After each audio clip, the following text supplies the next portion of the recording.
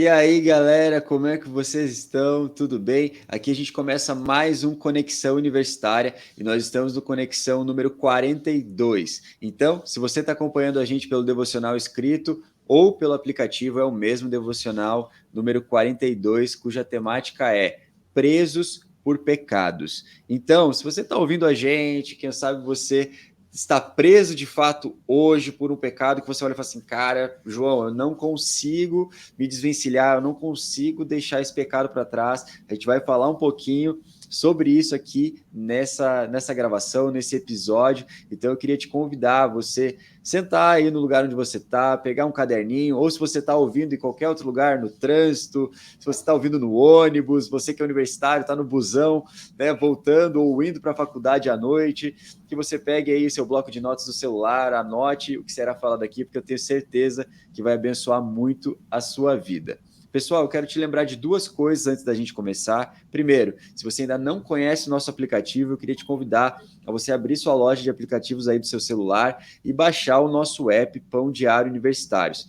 Então, galera, a melhor parte vem agora. Tudo que está no aplicativo é de forma gratuita. Então, assim, se eu fosse você, não ficaria de fora, baixaria logo o nosso app. Tem muitos conteúdos legais, tanto aqui do Ministério, como também dos nossos parceiros, da BC2, da ESRIs, do The Bible Project, do Parábolas Geek, Escola do Discípulo, entre outros. Então, se eu fosse você, não ficaria de fora. E também, se você ainda não conhece o nosso Instagram, segue a gente lá, @Pão Diário Universitários, e fica por dentro de tudo que a gente está fazendo aqui dentro do Ministério do Pão Diário Universitários. Pessoal, sou eu mais uma vez que estou aqui, João Reck, sou membro da Alcance Curitiba, tenho 24 anos, sou casado com a Renata, muito bem casado, graças a Deus. Na verdade, assim, eu já praticamente sou psicólogo, só falta fazer minha colação de grau agora. Pela graça de Deus, já terminei o curso, então falta só pegar o diploma na mão. E estou aqui para mais uma conversa com vocês. E hoje eu tenho a honra de ter duas pessoas incríveis aqui para o nosso bate-papo. Eu queria que elas se apresentassem. Primeiro, Duca, é um prazer ter você aqui, mano. Seja muito bem-vindo. Se apresentem para a galera. Pô, gente, prazerzaço estar aqui com vocês, é uma honra muito grande mesmo. João, Fer, vocês são demais, obrigado pelo convite. Bom, eu sou o Duca, eu tenho 33 anos, eu sou casado com a Fran, minha esposa já há 10 anos já de casamento. Esse ano a gente faz 10, Que inclusive, né? top, mano. E a gente é da Alcance de Curitiba, né? Na Alcance Curitiba eu faço parte do diaconato lá, né? Toda a equipe, que é como se fosse, né, um pastor auxiliar, enfim. A gente está à frente de algumas coisas lá também. E a minha formação, cara, eu fui fominha. Eu fiz administração de empresas e fiz marketing e propaganda juntas. Fiz as duas faculdades ao Caraca, mesmo tempo. que Maluco, doideira. né? Doido.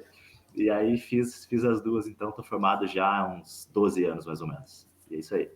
Top demais, mano. É um prazer ter você aqui. Mais uma pessoa da nossa casa, da Alcance, que participa aqui do Conexão Universitária. E, inclusive, o próprio devocional foi escrito pela Paola, que Paola. é também uma membro da nossa família espiritual, né, da Alcance Curitiba. Então, tamo junto, mano. Obrigado por ter topado estar aqui com a gente. Prazer, mano. E, gente, temos aqui também a Fer, que está falando diretamente lá de Manaus. Fer, seja muito bem-vinda, é um prazer ter você aqui conosco. Se apresente para a galera. Oi, gente, que alegria estar aqui com vocês. É um privilégio mesmo, né? Uma honra. Eu sou de Manaus, bem diferente, né? Não sou da Alcance, sou da Nova Igreja Batista aqui de Manaus, que é uma igreja maravilhosa. Eu sou líder de jovens na minha igreja, né? De grupo de amizade. Eu participo do Ministério de Crianças há 6 anos, né? Então, eu sou contadora de história bíblica para essas crianças. E eu tenho 24 anos, não sou casada ainda. Ainda? No 9º período da faculdade de Direito. E é isso, essa é a minha vida. Que Estagio na demais. área, né? Na verdade, sou assistente jurídica já. Que legal. Que massa, Fer. É um prazer gigante ter você aqui conosco. A Fer, que também é voluntária aqui no Pão Diário Universitários, né? Escritora voluntária aqui com a gente. Então, Fer, obrigado por ter topado estar conosco. Pessoal, bora para a nossa temática, então? Bora, vamos lá. Presos por pecados.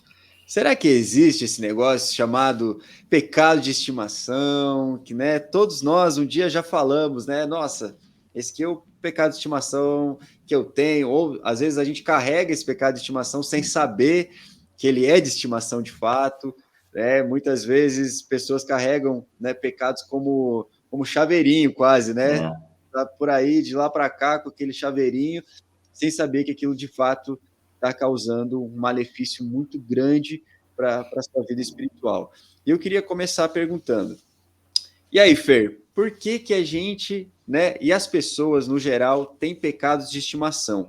E eu queria saber também, já engrenando uma segunda pergunta, se você já usou algum argumento para permanecer em algum pecado que você não estava, de fato, enxergando que aquilo era tão maléfico para você. Conta aí para gente. Gente, eu acredito que esse termo pecado de estimação que a gente colocou foi simplesmente para tentar diminuir o fato de a gente ter falhas de caráter que precisam ser mudadas, mas que são muito difíceis para nós porque já estão enraizadas, sabe? Eu acredito muito naquele sentido de cauterização de pecado. Que você vai fazendo, vai passando o tempo e você depois para de perceber quando você comete aquele mesmo erro que é recorrente. Então, o pecado de estimação nada mais é do que aquilo que você tem falhado há muitos anos, mas que por ser uma falha recorrente, você se deixou cauterizar, você deixou aquilo se tornar parte do seu dia a dia e você acaba falando, mas eu sou assim, mas eu sempre falho nisso. Esse é o meu gigante, né? Na minha igreja a gente usa muito o termo gigante. Então, a gente costuma falar, é porque o meu gigante é a imoralidade sexual, o meu gigante é a mentira, o meu gigante é a fofoca. E aí, por ser o seu gigante e você acreditar que isso é uma batalha pessoal sua, você acaba caindo no mesmo pecado, fazendo novamente, sem perceber que isso é algo que você precisa erradicar da sua vida. E eu sou campeã. Quando eu vi esse devocional, eu falei, tinha que ser, porque nessas 2 semanas eu estava meditando justamente nisso, né? Principalmente na vida de Davi, quando Davi falou que quando ele escondia o pecado dele, não confessava, o corpo dele, os ossos definhavam. Então eu fiquei pensando, Deus, em que momento a gente deixa um pecado se tornar enraizado dentro do nosso coração ao ponto da gente não mais definhar, do nosso corpo não sentir mais, do nosso coração não se incomodar mais. E eu percebi que eu era campeã em dar desculpas, né? Uma das coisas que eu percebi no meu início da fé, né, há muitos anos atrás, é que eu caía muito no erro da omissão. Porque a gente ensina que a mentira é não falar a verdade e também omitir os fatos, né? Omitir a verdade. Então, o fato de você só falar pela metade, isso também é mentira. Só que eu ficava argumentando com Deus. Eu falava, não, Senhor, me dá mais uma chance, que da próxima vez eu não vou fazer isso. Me dá mais uma chance, porque da próxima vez eu vou fazer diferente. E aí eu ia confessando só para Deus e não ia confessando para as pessoas as minhas omissões, porque eu sabia que as consequências seriam terríveis aqui na Terra, né? Então eu preferia lidar com o perdão de Deus diretamente do que ter que chegar com alguém e falar, olha, lembra aquilo que eu lhe falei? Pois é, eu omiti uma parte.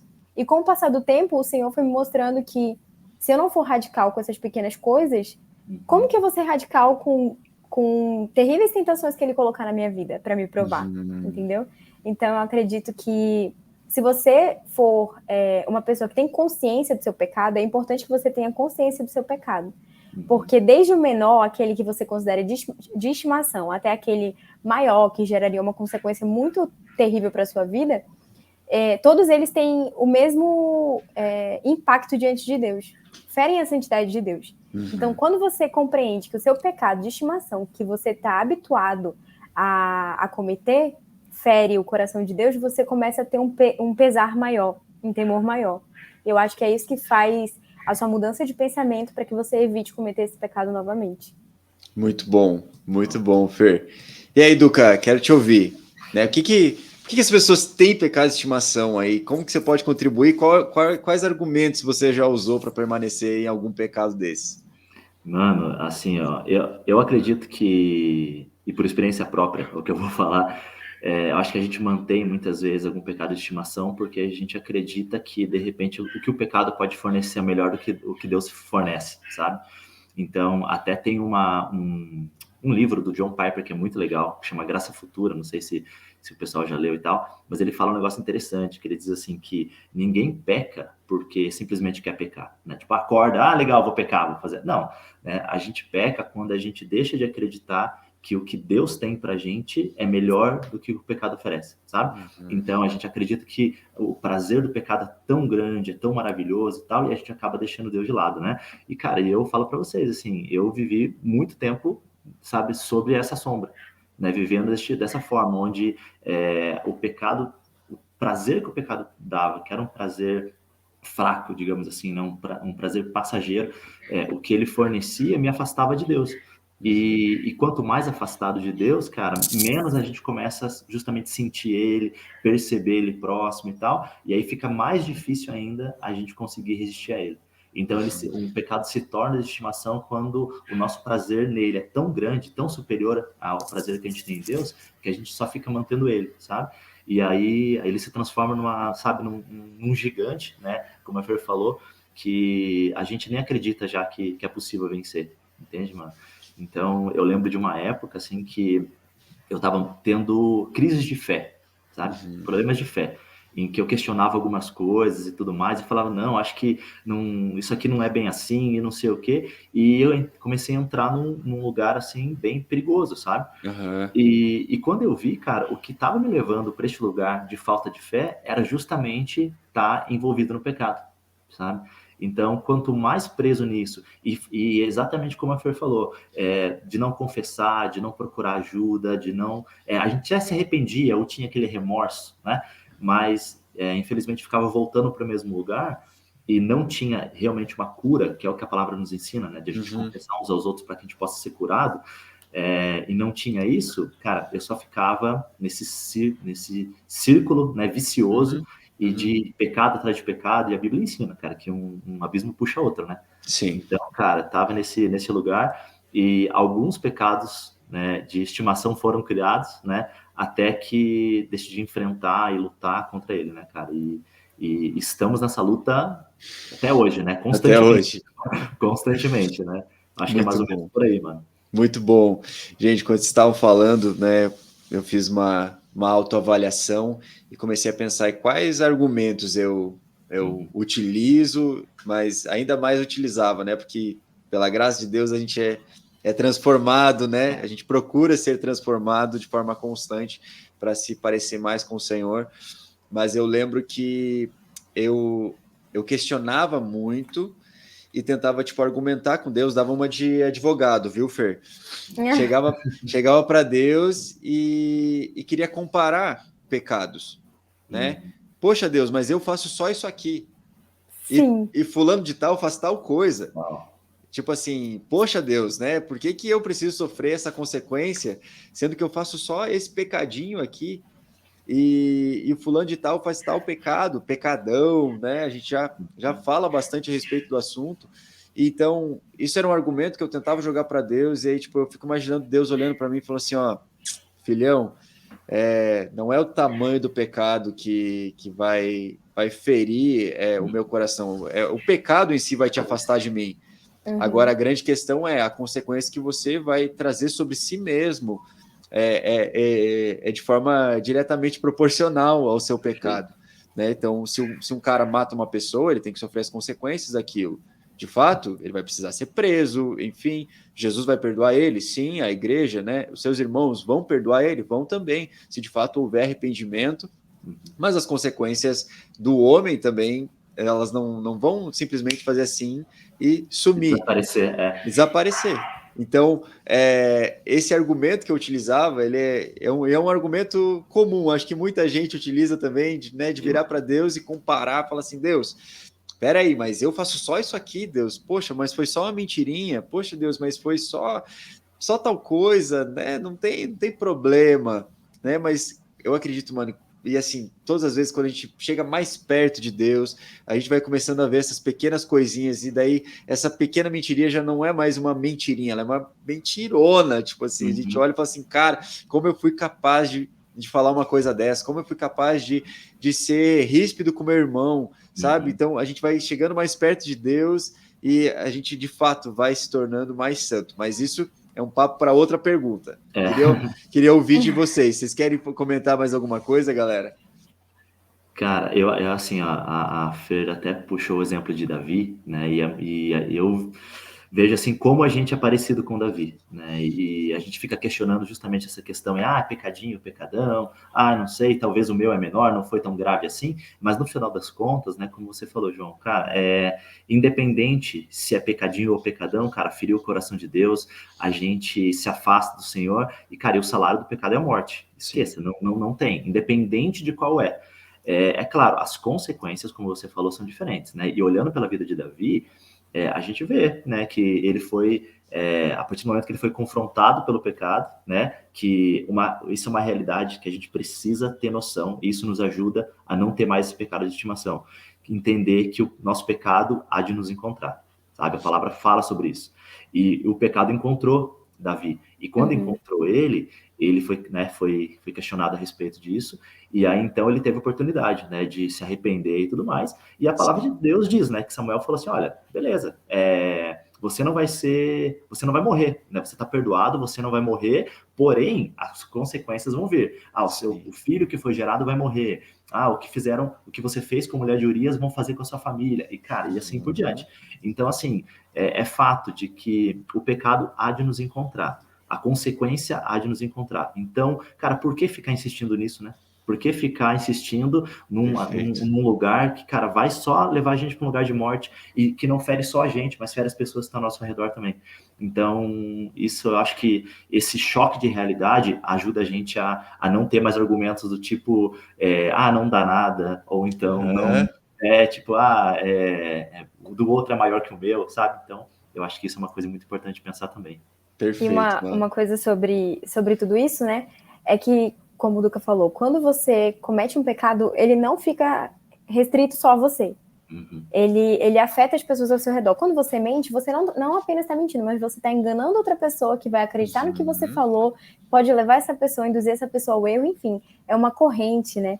E eu acredito que nosso Deus é tão justo que ele faz você sofrer as consequências pelo que você causou ao outro também. Então, quando você peca, você está, tipo, atrapalhando o plano que Deus tem, o plano de Deus para sua vida. Você está colocando uma pedra no meio daquele plano que o Senhor tinha de plenitude para você, e você acaba perdendo tempo, você acaba tomando um caminho que você não deveria ter que tomar, né? E engraçado que a gente está falando sobre Davi, né? Quando eu estava analisando sobre Davi e Saul, se você para pensar, é uma linha tênue. Saul cometeu erros repetidamente, vários erros. Mas Davi, na primeira vez que ele errou, aparentemente na Bíblia, ele foi corrigido e sofreu consequências terríveis. Foi uma correção completamente dura. Então, se você, nesse momento, se sente confrontado por pecados de estimação que você tem levado no seu coração, na sua vida, no decorrer desses anos, saiba que Deus quer tratar você. E Deus trata porque Deus é Pai. E quando Ele nos disciplina, quando Ele nos confronta com os nossos pecados, é porque Ele quer trazer uma transformação completa, né, no nosso coração e na nossa vida. Então, não espere mais anos para que você veja que você precisa mudar, que você precisa reconhecer que você tem algo a confessar e corrigir, porque se Deus está chamando sua atenção agora para isso, talvez se você estiver ouvindo esse nosso devocional agora, Deus quer falar algo com você. Então, pare, analise, assim como a gente está se analisando, né? Eu estou me analisando super. Com certeza, eu também. E você precisa decidir ser transformado para que você não venha a sofrer consequências maiores depois por ter ignorado aquilo que Deus alertou. Muito bom, Fer. Eu acho legal da gente comentar que a consequência do pecado não é um castigo de Deus, mas sim é a consequência do próprio pecado. Sim. Entende? Então, assim, não é que Deus olhe para você e fale assim, nossa, agora porque você fez isso, então vou fazer tal coisa com você. Tipo assim, não, Deus não é isso, porque a sua natureza é boa. Né? A gente aprende que isso faz parte da natureza de Deus. A gente sabe que sim, que um dia terá o juízo de Deus. Mas, e a palavra de Deus, né, em Romanos vai dizer que ele é bom para com o bondoso, né, putz, esqueci o texto. Ele resiste, né, ao mal, e age de acordo com a sua ação, né? Perfeito, exatamente isso, Duca. Então, dessa forma, a gente entende que é a própria consequência do nosso pecado. E não Deus olhando e falando assim, vou te castigar agora porque você fez tal coisa. E trazendo para esse lado que a gente, como o Duca falou, não dá nada, né? Que a gente fica ali sambando em cima daquela desculpa. todo mundo sabe aqui de um termo famoso chamado jeitinho brasileiro, né? Que é a malandragem, enfim, né? E foi a gente mesmo que deu esse nome, né? Foi o próprio brasileiro que, né, denominou o jeitinho brasileiro de jeitinho brasileiro. E a gente sabe que, de fato, ele é um termo para velar os pecados, né, que estão ali enraizados na nossa cultura, né? Então, seja o pecado da própria malandragem, né, da corrupção, da mentira, da carteirada, então, entre outros. E eu queria perguntar, porque como isso está enraizado na nossa cultura, é muito difícil da gente retirar isso, né? Então eu queria perguntar, e aí, Duca, o que você acha, mano, que a gente consegue fazer para romper com esse jeitinho brasileiro do não dá nada, do não tem problema? Como que a gente pode fazer para romper com esse pensamento? Cara, eu acho que assim, ó, o principal fator do jeitinho brasileiro, né, desse não dá nada, é porque, infelizmente, a gente tem uma cultura de impunidade, né? E essa cultura de impunidade faz com que a gente olhe e fale, cara, eu posso fazer o que for que as consequências não vão vir. Então a gente até volta um pouco na pergunta, né, anterior do que a gente estava falando antes, porque esse é o fato, né? A gente às vezes vai vivendo uma vida, vai fazendo as coisas e tal, e às vezes parece que não colhe aquilo que a gente plantou, né?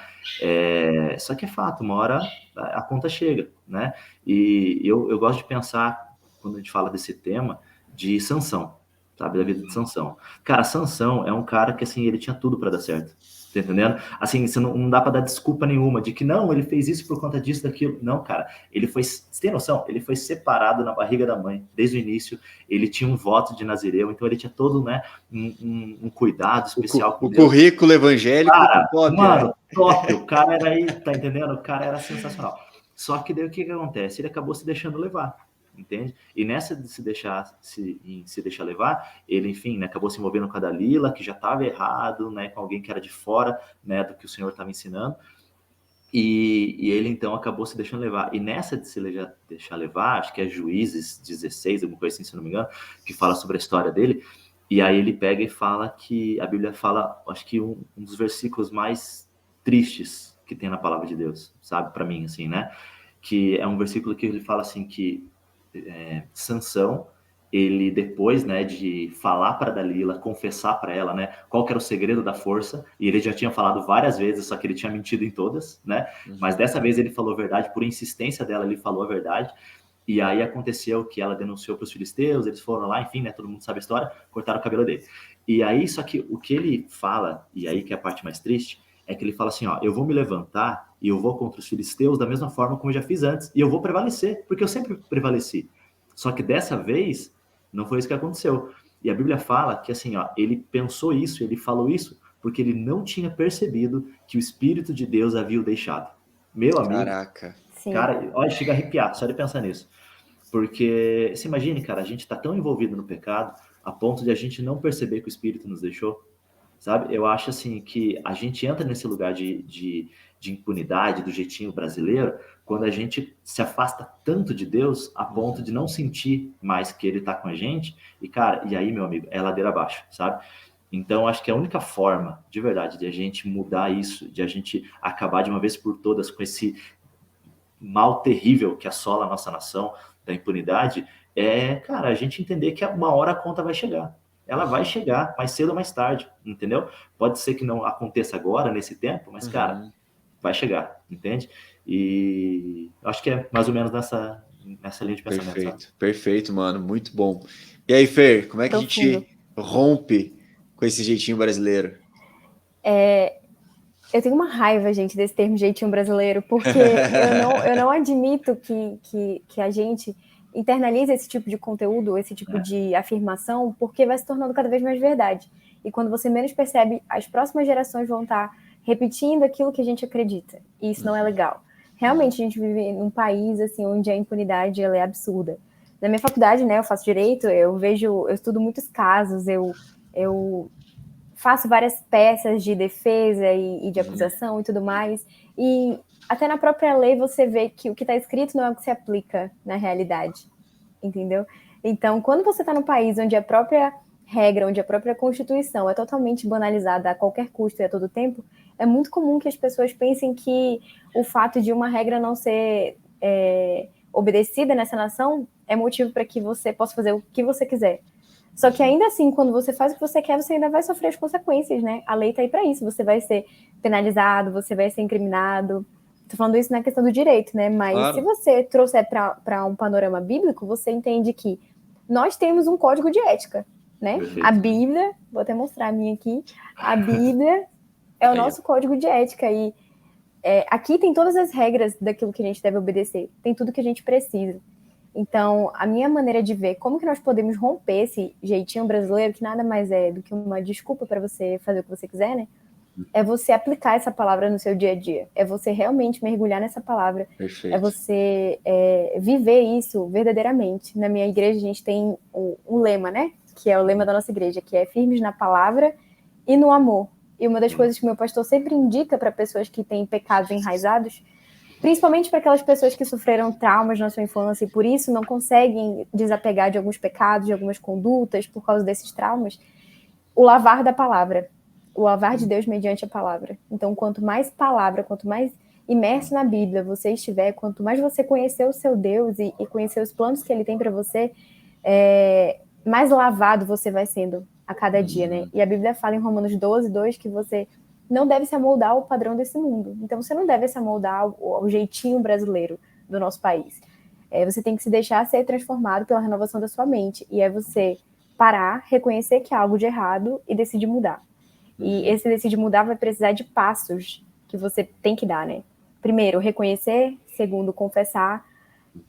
Ao confessar, pedir ajuda de uma pessoa mais espiritual que você, porque um dos grandes erros que eu já cometi na minha vida é achar que eu consigo lidar sozinha com as coisas. Nossa, verdade. É achar que ninguém vai entender o que eu tô passando, ninguém vai entender o que eu penso, eu não quero ser um peso para ninguém, então eu vou lidar com isso sozinha, Deus e eu, vai ser uma luta. E aí você acaba levando um fardo maior do que aquele que você deveria levar, entendeu?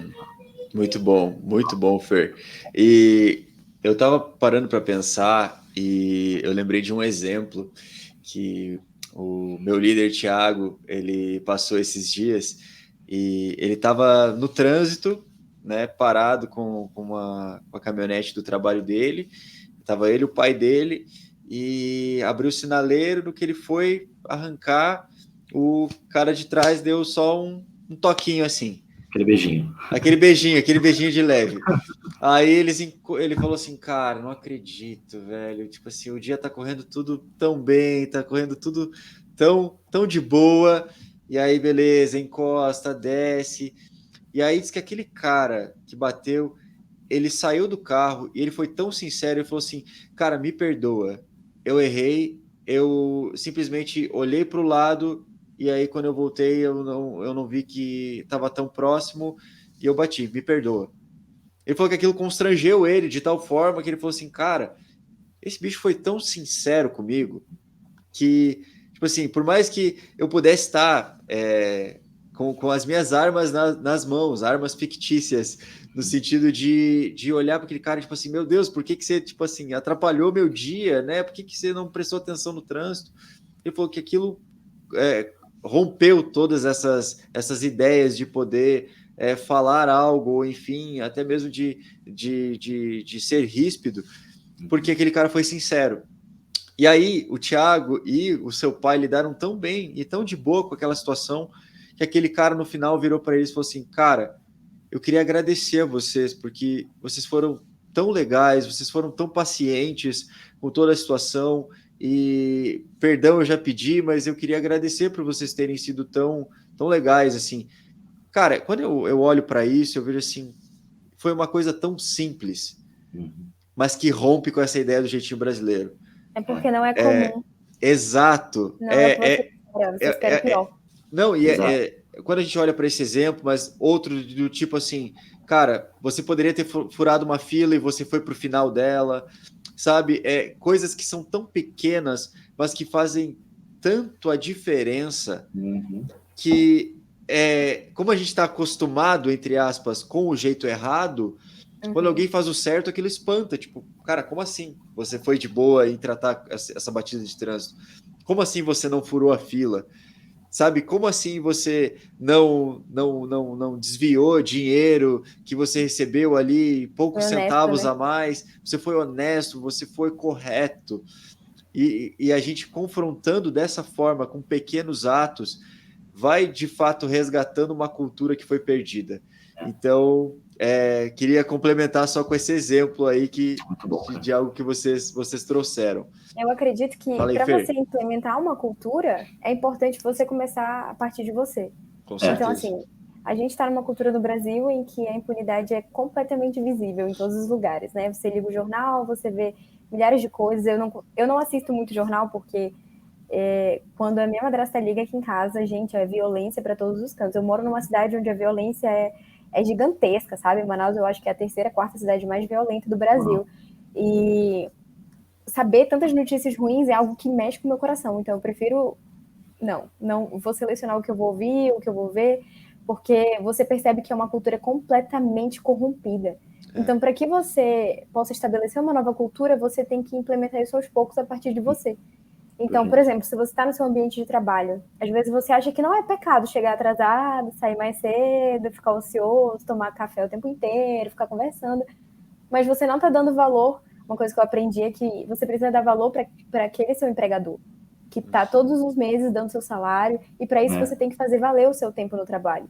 Então, às vezes é um pecado que você nem percebe, mas já está enraizado. Por quê? Porque no Brasil é assim, nada começa no horário, repartições públicas demoram a atender, quando dá o horário de atendimento já está todo mundo indo para suas casas. Então, se você observar que é nas pequenas coisas do seu dia a dia, como o João falou, né? Num acidente de trânsito, numa pequena batida, você reagir diferente, numa fila onde você é honesto e não fura, tudo isso vai causar um impacto. Por quê? Porque o diferente está sendo fazer o correto. E isso vai gerar nas pessoas nossa, tem alguma coisa diferente nessa pessoa, poxa, é assim que deveria ser, né? E traz uma consciência até na outra pessoa também. E aí começa, a influência vem por aí, né? Porque daí você começa a justamente agir de uma maneira diferente, né? E quem está ao seu redor começa a perceber, isso é fato, né? Eu não lembro quem é que fala isso, mas eu vi uma frase que faz muito sentido. Eu falei assim, olha, se a pessoa, né, as pessoas que você convive, ficam à vontade de falar palavrão na sua frente, de dizer que enfim, olha, contar alguma história de que fez isso, fez aquilo, que você sabe claramente que não é legal, cara, eu acho que o problema não é só na pessoa, tá entendendo? Eu acho que a gente tem que se avaliar, falar, cara, será que de repente eu estou influenciando ou estou sendo influenciado, né? E então isso é uma coisa importante, que nem aconteceu, né, que o João comentou ali da situação do Thiago no trânsito. Cara, o comum é o quê? Cara, abriu a porta do carro e confusão, e briga, e não sei o quê, porque você me deve, e sabe, as pessoas querendo tirar vantagem. É assim, esse infelizmente é o comum. Agora, quando você tem uma atitude diferente, cara, constrange. Não adianta, cara. Atitude diferente constrange. E é por isso que Jesus constrangia as pessoas, porque ele era diferente. Entende? Sim. Ele fazia diferente, cara. E é isso. Não, pode parecer uma coisa muito simples, porque ela justamente entende? Jesus, na simplicidade da forma como ele fazia algumas coisas, constrangia as pessoas que eram todas palposas, sabe? Então, acho que isso é importante, cara. Muito legal. Perfeito, perfeito. E trazendo nesse contexto, né, e se a gente for parar para pensar, quanto mais santos nós estamos, e não é no sentido de que não há pecado em nós, mas no sentido de buscar essa santidade e se parecer com Jesus, que essa cultura vai sendo rompida. Mas, ao mesmo tempo, eu quero perguntar para vocês, porque o apóstolo Paulo ele vai dizer lá em Efésios, capítulo 1, versículo 4, que antes da fundação do mundo, Deus nos escolheu nele para sermos santos e irrepreensíveis diante dele. Então, assim, Deus nos escolheu nele para sermos santos e irrepreensíveis. Então, é o desejo de Deus. E eu quero te perguntar, Fer, o fato de Deus ter nos chamado para sermos santos e irrepreensíveis faz com que nós sejamos isentos, então, de buscar a santidade e andar em integridade? Diz aí pra gente. Não faz. Eu penso que essa é a vontade de Deus para a nossa vida. Assim como quando Deus criou o homem e a mulher à sua imagem e semelhança, aquele era o plano ideal de Deus. Mas aí houve a queda, o pecado entrou no mundo e com isso todos nós nascemos corrompidos pelo pecado, né? Sim. Em Romanos 3:23 fala sobre isso, que todos nós nascemos separados de Deus por causa do pecado. Então, é por isso que hoje nós devemos buscar mais ainda a santidade. Perfeito. E é uma luta que vai ser até o nosso último dia de vida aqui na Terra.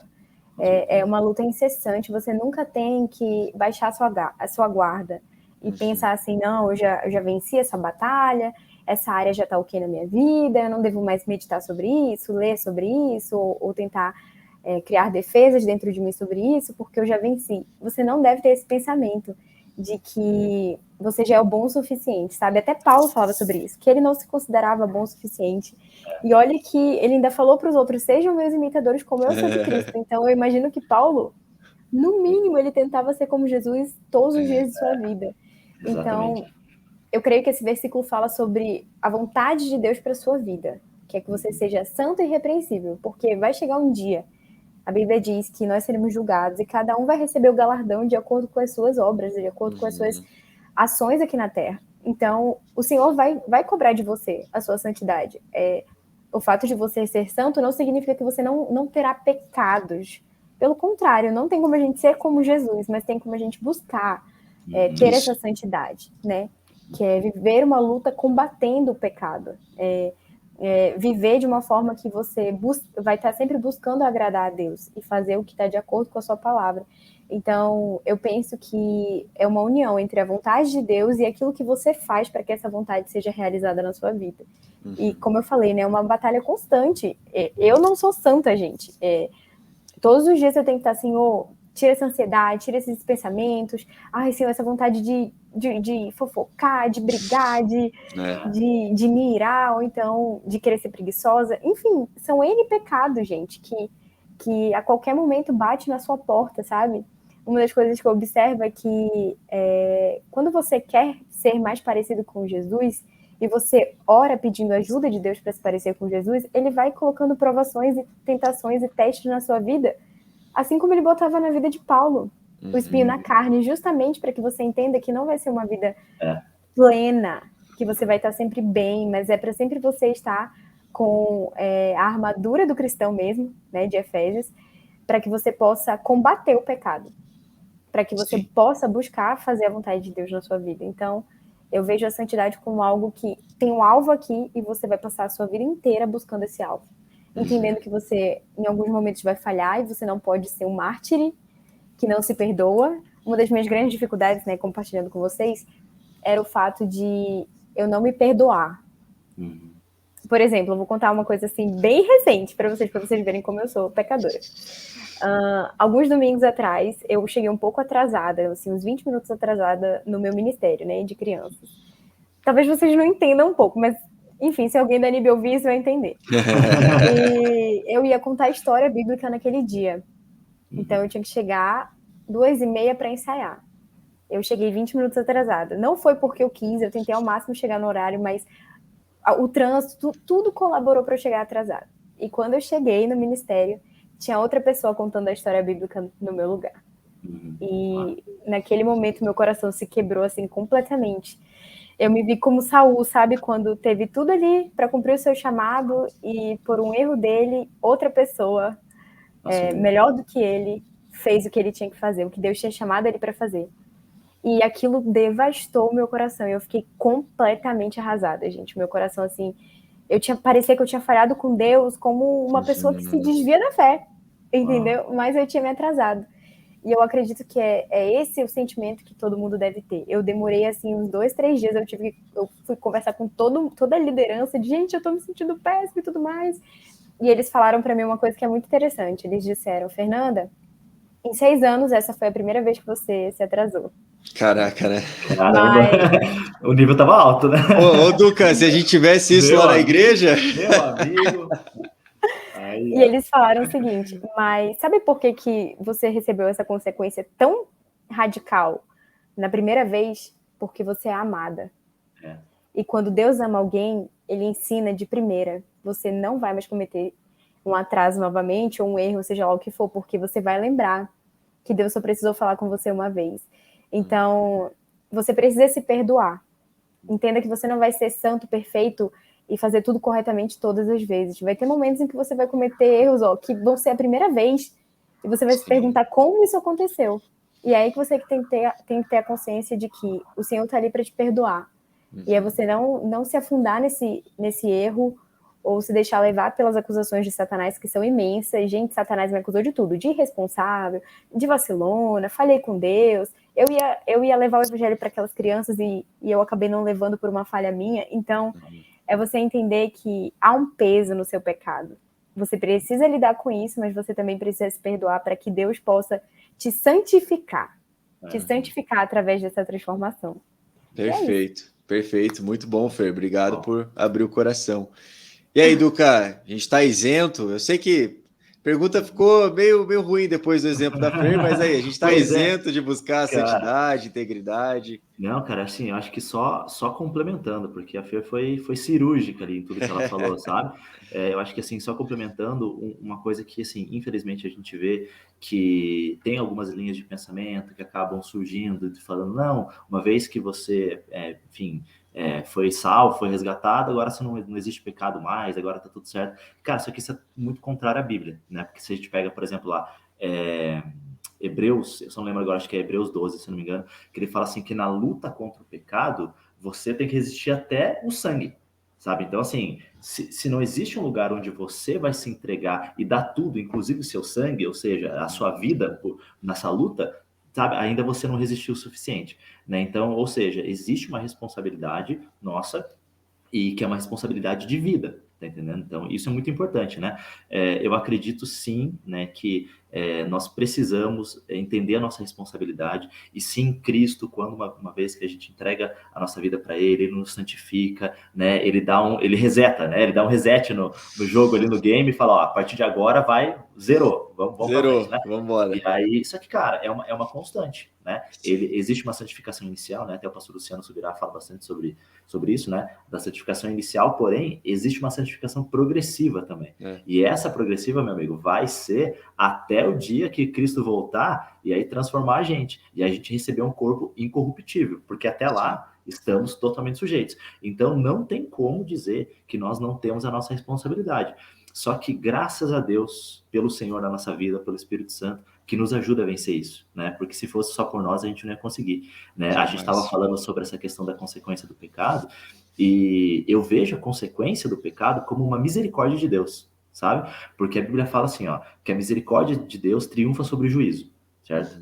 Então, quando a gente tem algum tipo de consequência, ainda assim é uma forma de Deus mostrar pra gente, falar, olha, você ainda não foi condenado por isso. Então, você vai passar pela consequência para que você não volte mais nisso. É como uma criança, né, que vai lá, enfia o dedo na tomada, toma um choque, entendeu? Cara, a consequência de você tomar o choque, né? Só que não é para que você fique ali, né, sofrendo, não. É para que você, cara, pare e fala, ei, entendeu? Você entendeu agora, né? Não muito faça bom. Mais. Entende? Então, assim, eu acho que a consequência, quando a gente olha dessa maneira, que é uma forma de Deus exercer misericórdia para que a gente não volte mais para esse lugar, cara, aí, sabe, é uma chave que vira. Então, e cara, isso não adianta. Não, essa é a parte que não depende de nós, né? Então, depende de Deus e também depende de nós, né? É Sunanti Samba no Mai, alguma palavra assim, que é os dois juntos, unidos, né? Perseverando contra algo. Então, acho que isso é muito importante a gente falar também. Top demais. Quando vocês estavam falando, né, o Duca, né, citou e criticou de forma correta a hipergraça, né, porque não tem como a gente olhar para a palavra de Deus e ver, né, dessa forma que você errou, mas como Deus já te perdoou dos seus pecados passados, presentes e futuros, você pode viver da mesma forma. Né? Eu não lembro qual que é o autor que diz, mas se nós não adequamos a nossa vida ao evangelho, nós construímos um evangelho próprio, né? Nós construímos um Deus próprio. Então, quando a gente olha para Paulo escrevendo a Tito, né, ele falando assim que a graça de Deus, ela nos ensina, a graça de Deus, ela nos capacita a nós, que nós venhamos a viver em santidade, permanecer em santidade e deixar de pecar. Então, não é que a graça de Deus ela é como ela nos isenta, né, de buscar a santidade. Muito pelo contrário, ela nos capacita a permanecer em santidade, né? Então, eu acho lindo como Deus ele faz isso, como ele eleva o padrão com a graça, né? A galera olha e fala assim, mas a lei era muito pesada. É porque, meu irmão, você não leu os evangelhos ainda e não percebeu que a graça de Deus é muito acima. O nível subiu. O padrão está muito acima. É. Então, de forma alguma nos isenta de buscar a santidade, por mais que Deus tenha nos escolhido para sermos santos e irrepreensíveis, isso não nos isenta de buscar a santidade. E enquanto a gente estava falando, eu lembrei de alguém que a Fer não conhece, mas que o Duca conhece, o pessoal daqui de Curitiba e da Alcance conhece, que é o pastor Tomás.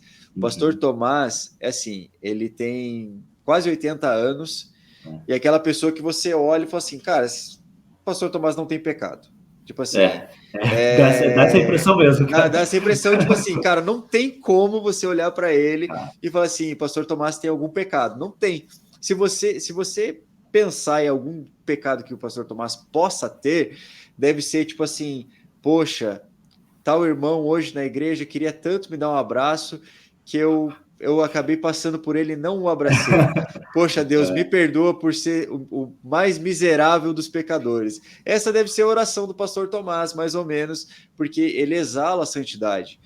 Mas não é porque ele é mais velho, ou enfim, mas é porque eu olho para o pastor Tomás e vejo o quanto que ele abriu mão da sua própria vida, dos seus desejos e perdoou, e o Senhor perdoou os pecados, mas ele pediu perdão pelos seus pecados, que hoje eu fico olhando, imaginando que quando a gente está distante de um espelho, né, pensando em pecado na nossa própria vida, então a gente pensa só, a gente está a 1 quilômetro de distância de um espelho, a gente vê um borrão, né, é como se fosse da mesma forma o nosso pecado, né, quando nós estamos distantes de Deus, a gente só vê o pecado mais evidente, né? Tipo assim, poxa, eu matei uma pessoa, então assim, é o pecado mais evidente porque está longe. Mas cada vez mais, quando a gente vai chegando mais perto e a gente começa a ver, né, umas pequenas rugas na testa, a gente começa a ver umas espinhas no rosto, esse não abracei meu irmão, esse fui ríspido com meu irmão sem querer, poxa, tive raiva no trânsito, mas não expressei essa raiva. Essas pequenas coisas começam, o Espírito Santo começa a mexer dentro de nós, porque já houve tanto trabalhar do Espírito que pequenas coisinhas a gente precisa levar aos pés do Senhor e falar assim, Deus, me perdoa porque eu pequei, eu errei diante do Senhor. Então, que nós possamos chegar nesse nível, né, de santidade e nos parecer com o Senhor. E trazendo para esse lado de caráter transformado, queria te perguntar, Duca, e aí, qual que é a melhor forma de nós termos nosso caráter transformado? E na tua experiência, né, o que facilitou essa mudança, essa transformação de caráter, para que você não viesse a permanecer pecando a respeito de algo? Cara, assim, ó, para mim foi realmente uma luta muito grande, sabe, ter transformação de caráter, assim, e cara, não é uma mudança, é uma transformação, são coisas bem diferentes. Um exemplo bíblico, mano, que assim, eu vejo como um dos milagres que Jesus fez, foi o primeiro milagre que Jesus fez, né, e às vezes ele é meio menosprezado, mas cara, eu acho ele fantástico, que é da transformação de água em vinho. Você tem noção que mudou a matéria? Tipo, não é só, tipo, uma aguinha que colocaram um corantezinho ali. Meu amigo, mudou a matéria. Saiu sabe? Virou suco de uva. Meu, tá entendendo? É impressionante. E o que isso me mostra, sabe? E aí eu vou juntar justamente na minha dificuldade de transformar o caráter. É que, cara, eu não me comprometia tanto quanto o comprometimento que é necessário. Então, quando Jesus transforma a água em vinho, é uma mudança completa, ou seja, é 100% de mudança, sabe? Não tem o que fazer. E cara, eu acredito que, assim, ó, a gente só tem uma transformação completa quando a gente se compromete com aquilo, sabe? E quando a gente entrega aquilo. E a gente só vai se comprometer com aquilo que a gente valoriza. Entende, mano? Perfeito. Então, assim, eu via na minha vida, cara, às vezes uma dificuldade de conseguir ter uma mudança de caráter. Pô, eu queria parar de mentir, mas eu não conseguia parar de mentir porque, cara, meu caráter ainda não estava transformado. Eu não me comprometia a ponto de só viver a verdade, sabe? Entendi. Então, cara, eu acredito assim, cara, com todas as minhas forças, cara, de que a gente só tem uma vida transformada quando a gente se compromete. A gente só se compromete com aquilo que a gente valoriza. É o que a gente vê, por exemplo, na palavra de Deus, quando tem a parábola lá do tesouro escondido, sabe? Da pérola e tal. A palavra diz que um cara foi num campo lá e tal e achou um tesouro. Mano, se fosse hoje em dia, vamos falar a verdade, você vai num lugar e você acha o tesouro, o que você faz? Você vai lá, pega o tesouro e vai embora, entendeu? Com certeza. Não. Cara, o que o cara fez? Ele vendeu tudo que ele tinha, ele foi embora, ele viu o tesouro, deixou lá, ele vendeu tudo que tinha e foi e comprou aquele terreno. Então ele entregou tudo, ele se comprometeu 100%. E esse comprometimento dele, né, era de acordo com aquilo que ele valorizava. Então, mano, eu só tive uma transformação de vida e continuo tendo, né, porque não estou 100% não, tá? Preciso melhorar muito. Todos nós. Cara, todos nós, cara. Eu tô nesse processo, cara, porque cada vez mais eu tô vendo o valor de Cristo na minha vida. Cara, se eu não valorizo ele, meu amigo, se eu não entrego tudo para ele, não vejo quanto ele é fundamental na minha vida, quanto ele é único. Não é assim, primeiro, segundo lugar. Não, ele é o único lugar. O único lugar que precisa ter, sabe? Perfeito. Cara, se não tiver isso, meu amigo, não transforma. Não transforma de verdade, sabe? Então, isso é uma coisa que a gente precisa pensar, porque Paulo foi assim, né? Paulo foi um cara que ele precisou mudar 100% da vida dele. Era um cara que também, né, era o crente perfeito, digamos assim, né? Sim. Ele era irrepreensível, a palavra fala que ele era, na lei, ele era irrepreensível, cara. Ainda assim, ele não tinha entendido o valor. E aí, quando ele conhece a Cristo, cara, é mudança completa, 180 graus, né? Não é 360, é tipo, vai e volta para o mesmo lugar. É o mesmo lugar. 180, cara, e assim por diante, sabe, mano? Acho que perfeito, perfeito, mano. E aí, Fer, qual que você acha que deve ser a nossa... Qual que é a melhor forma, na sua opinião, de transformação de caráter aí e na sua experiência? O que pode facilitar? Já vou mudar, não é mudança, transformação como o Duca trouxe. Uma coisa que o Duca falou, né, só para complementar, é que Paulo realmente foi transformado. Ele teve um encontro com o Senhor, mas a Bíblia fala que antes de ele ir aos apóstolos, né, para se apresentar e tudo mais, antes de tudo isso acontecer, depois que ele foi, as escamas caíram dos seus olhos, né, ele passou um tempo estudando. Acredita-se que ele estava estudando as escrituras para conhecer quem era esse Deus que ele tinha acabado de conhecer. Então, ele entendia que ele precisava aprender mais e ser mais transformado. Afinal, a vida de Paulo foi marcada por mortes, guerras, sangue nas mãos e perseguição contra os cristãos. E quando o Senhor revelou para Paulo quem ele era, ele também disse para Paulo que Paulo seria perseguido como ele perseguia os cristãos. Então, assim, imagina a carga que veio sobre ele entendendo, eu não sou digno nem da perseguição, sabe? Então eu preciso ser transformado. E ele foi buscar essa transformação. Então eu acredito que a primeira coisa que você tem que fazer, que eu tenho que fazer, né, que eu busco fazer, é procurar essa transformação. E como que você pode procurar essa transformação? Eu penso que tudo na nossa vida é criado por hábitos, né? Não sei se vocês já leram o livro O Milagre da Manhã, Liturgia do Ordinário, livros que falam sobre hábitos, né? Cotidiano, dia a dia, e o quanto as pequenas coisas fazem diferença. Então, eu penso que você pode criar um hábito para que você busque uma transformação. Assim como para estudar para um grande concurso ou para uma grande prova, né? A OAB, por exemplo, você precisa criar um cronograma para que você possa se preparar. Eu penso que você também pode fazer isso para lidar com um pecado específico, sabe? Pegue as escrituras bíblicas, o que Deus fala sobre isso. Tem personagens que lidaram com esse mesmo problema, como eles lidaram com esse problema? Quais foram as consequências desses problemas na vida deles, né? O que eu já aprendi com o meu pecado? Você também pode ver qual é a sua zona de tentação, de brecha, como o Duca falou antes de Sansão, né? Sansão, quando ele estava no caminho, voltando para casa, ele viu o leão que ele tinha matado. E ao invés de desviar do caminho, ele voltou, foi lá onde estava o cadáver, sendo que ele sabia que ele não podia nem chegar perto de um cadáver, e comeu o mel que estava ali dentro. Então, assim, além de ele não se desviar do caminho que o levava para a desgraça, ele foi lá, se aproximou, tocou. Então, veja qual é a sua zona de perigo, sabe? Qual é a sua linha vermelha que te alerta. Veja o que é isso. Se é fofoca, então observe quais são as suas amizades que te dão abertura para isso.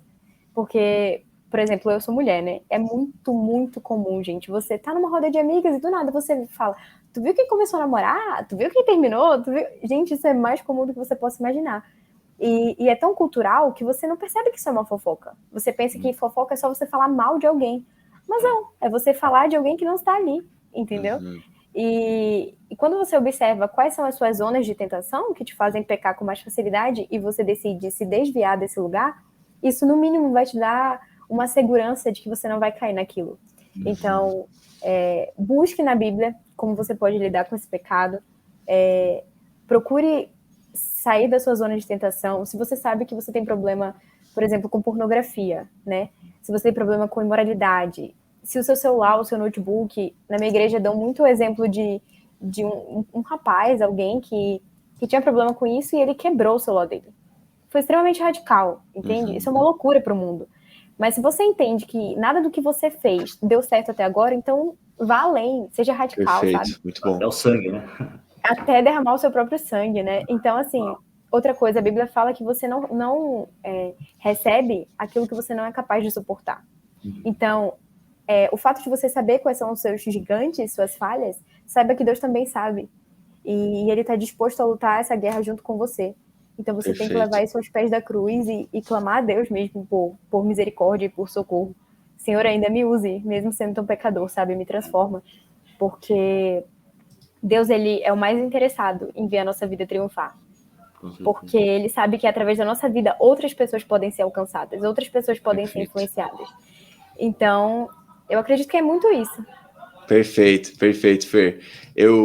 Para a gente finalizar, eu gostaria de trazer só alguns pontos que eu achei interessantes da gente, né, de citar, na verdade, que isso que a Fer já falou sobre radicalismo, né? Se a palavra de Deus vai dizer que, se Jesus disse, né, se teu olho direito te faz pecar, arranque e o jogue fora, porque é melhor que você entre na eternidade com um olho só do que vai para o inferno com os dois olhos. Então o radicalismo, ele está presente, por mais que ele seja uma metáfora ali, a gente olhando para a palavra de Deus, a gente percebe que era uma metáfora, mas vamos encarar que se fosse, né, algo literal, fala a respeito de radicalismo, né, para a gente ser radical de fato com o nosso pecado. E será que as pessoas estariam dispostas a serem radicais?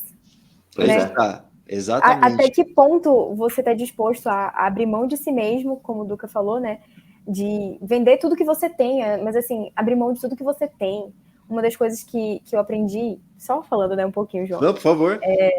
Sobre o seu caráter diante de Deus ser irrepreensível, é que às vezes isso vai custar a sua reputação, vai custar suas amizades, popularidade, entendeu? Suas amizades.